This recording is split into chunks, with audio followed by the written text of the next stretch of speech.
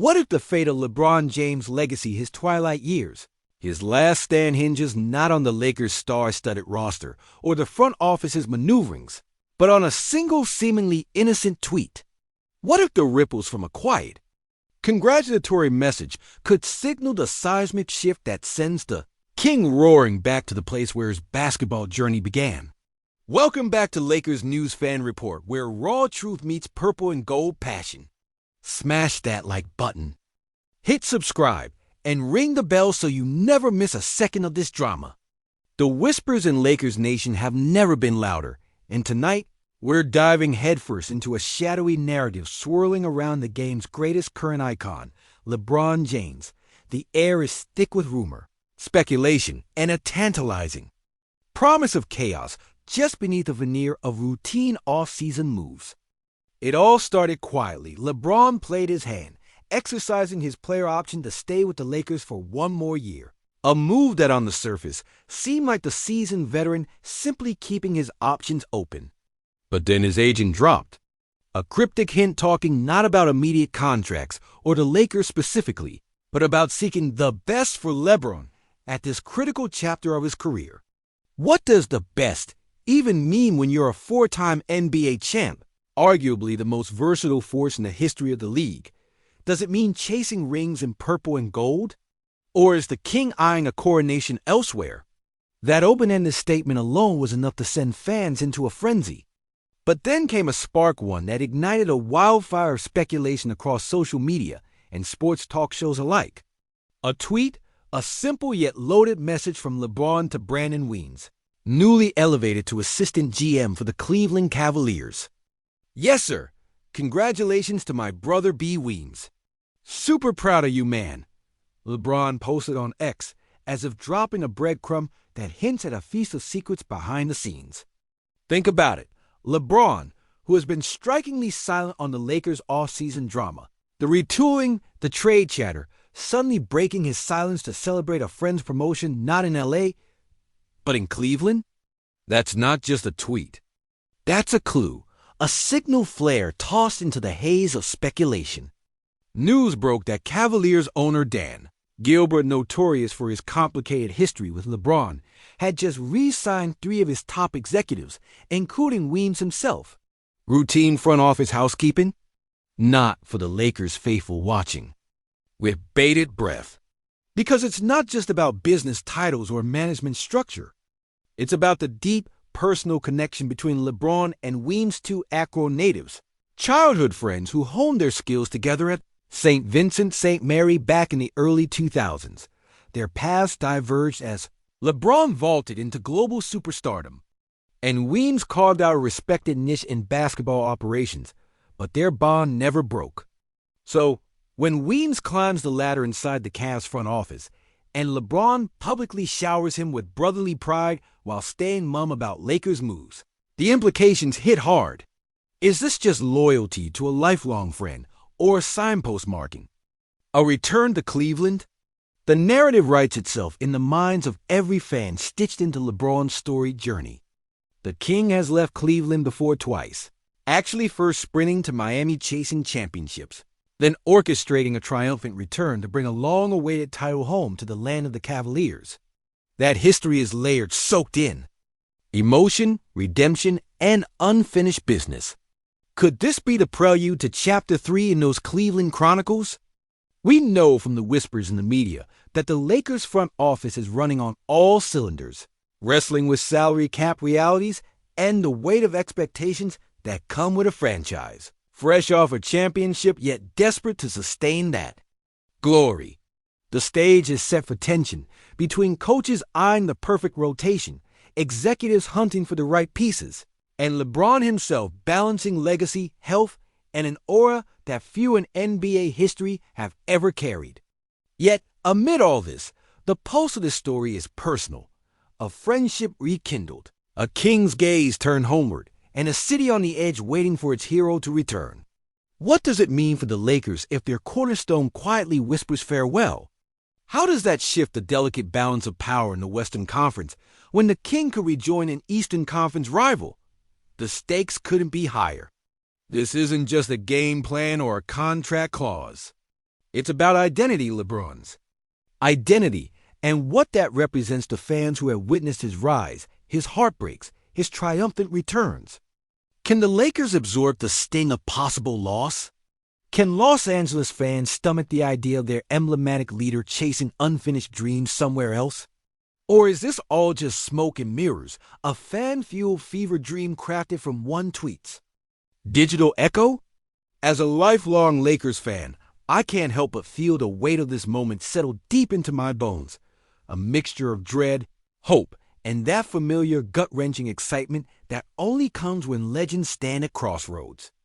Is this the start of a new empire rising, one where LeBron inks a homecoming deal to Cleveland, perhaps ushering in a fresh dawn for the franchise that shaped him? Or is it the beginning of our unraveling, where the Lakers lose their crown, jewel, and with it, the last real chance to cement a new dynasty? The story isn't over, not by a long shot. And while the world watches every move, every whispered conversation, and every social media signal, the question lingers heavy and unresolved. Where will the king reign next? Drop your take in the comments. I'll be reading everyone. Listen up, Lakers Nation. If you think this is just another off-season snooze, you're dead wrong, and it's time to wake the hell up, because what's unfolding right before our eyes isn't just a game of hoops. It's a dynasty's crossroads, a saga stretching back decades, a whole city's heartbeat teetering between euphoric triumph and gut-wrenching heartbreak.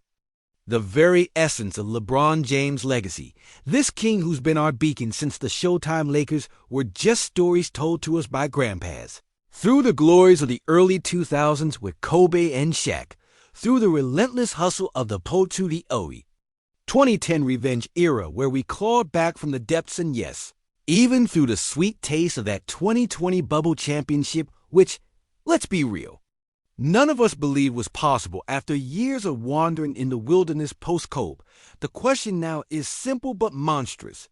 Will LeBron's final chapters be written in these sacred purple and gold threads, or somewhere across the map where echoes of old bonds pull him away?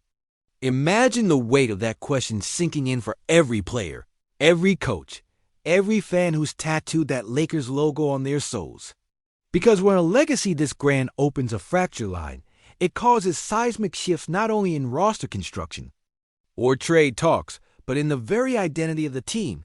And make no mistake, this isn't just LeBron's story.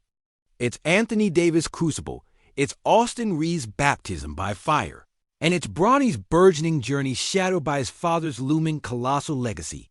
Think about a D carrying the weight of health concerns, the burden of being the co-pilot to the king's chariot, the man tasked with shouldering more offensive and defensive pressure than anyone else on this roster, and now suddenly having to contend with the whispers that the throne might move elsewhere. What happens to his motivation, his future with the team, if the player who elevated him decides his path lies back where it all started, in Cleveland? Then there's the heart and hustle of Reeves, the scrappy underdog who quickly became the fan-favorite warrior embodying the Lakers spirit during crunch time.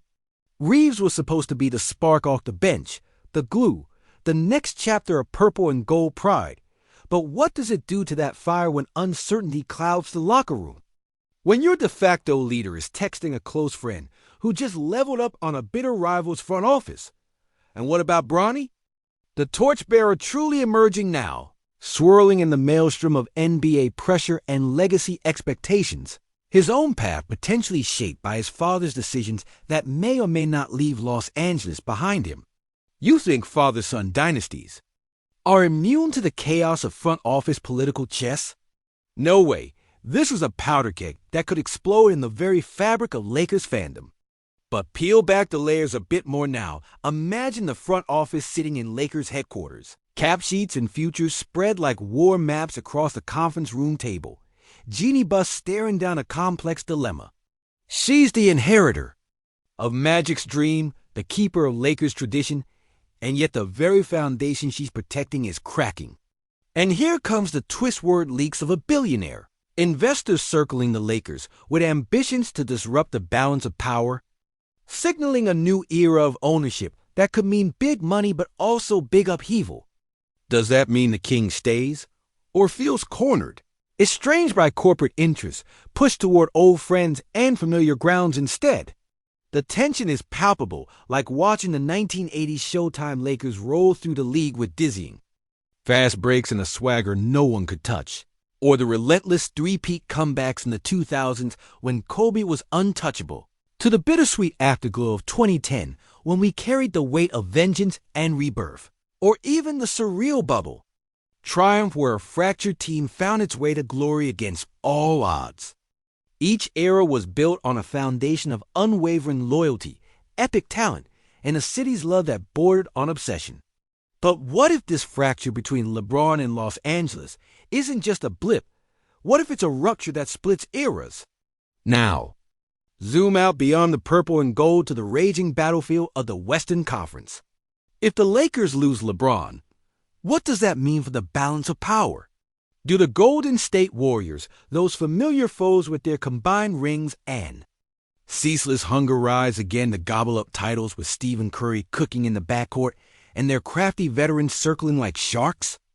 Or does the Denver Nuggets, fresh off their first-ever championship, ready to cement a new dynasty under Nikola Jokic's reign, emerge as the undisputed kings of the mountain?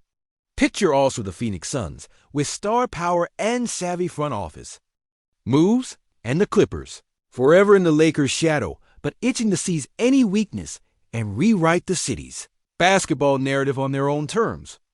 The West has been a brutal proving ground for decades, a crucible where empires are forged and smolder, and LeBron's possible departure could unleash havoc that reshapes the entire landscape. And yet, amid all this looming chaos, the raw emotion, from the fans in the stands, in the bars, on the streets of L.A., it's something almost sacred. The choke-back tears watching the fourth quarter fades. The roar of the crowd rising when a buzzer beater falls. That electric surge when a small-town kid from Akron battles through adversity to become a symbol not just of basketball greatness, but a hope for millions. But what if that hope walks out the door, heading back to a city that once cheered his first triumph in tears? What does that do to the city that lives and breathes Lakers basketball, a city where LeBron's presence sparked a cultural renaissance, inspired a generation, injected new life into legends? What about the delicate balance in the locker room, Hal? Do teammates process the uncertainty of their leaders' intentions, the possibility that the King's Court might shift overnight? The coaches, front office executives, and even the fans all find themselves in limbo, grasping for clarity in a swirling storm of possibilities, loyalty strained, futures uncertain. And then I think about the symbolism of that tweet again. Simple, brotherly shout-out across the digital ether that could be the spark or simply a smokescreen. It's a reminder that beyond the headlines and the dollars and the trophies, basketball is personal, deeply personal. Friendships, hometowns, childhood dreams, they all collide in ways that transcend contracts, cap space, or highlight reels. And that's why, as a Lakers diehard clinging to every shred of hope and heartbreak, every late-night forum rant, every bar debate spinning out of control, I don't just see a sports story. I see a Shakespearean drama unraveling before us, a tale where heroes face impossible choices, where past glory confronts present reality, where futures hang on the flimsiest of threads with a single tweet, a single message, a single moment of shared pride between two old friends. The stakes? Giant. The emotional upheaval? Earth-shaking. And the possibility of witnessing the Kings' last and most audacious mover return to Cleveland, and a rewriting of history no one saw coming, is both heartbreaking and thrilling. Because no matter what happens, no matter the rumors, the negotiations, or the social media chess game, this is about legacy, about love for the game and for the places and people that shaped you. As a Laker till the day I die, here's what I see coming. Either the dawn of an epic purple and gold resurgence with LeBron doubling down and carrying us into a new era of glory, or a seismic shock that forces us all to face a new reality. One where our king rides off into a sunset tinged with Ohio's familiar hues, leaving us with a crossroad that could either break or redefine what it means to be a Laker fan. And if that reality hits, it won't just be a basketball blow. It'll be a soul-crushing gut punch to a city that's lived and breathed those purple and gold nights for generations. Now I want to hear it from you. Drop your rawest, fiercest take below. Every true believer in purple and gold. How deep? Does your faith run? Because whatever happens next, this roller coaster ride isn't slowing down. It's only speeding up. And one thing's for sure, Lakers Nation isn't just watching history unfold. We're living it.